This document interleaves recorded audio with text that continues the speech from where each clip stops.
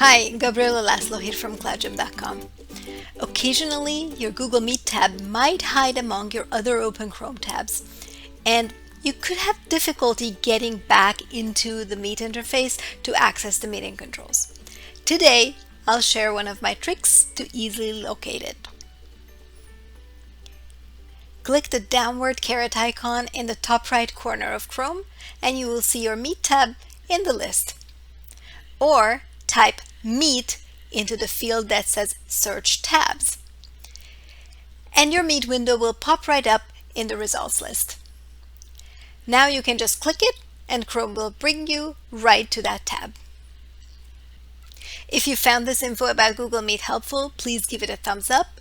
If you want to get notifications when a new video goes up on the KloudGem channel, subscribe and click the bell. Thanks for watching. Until next time.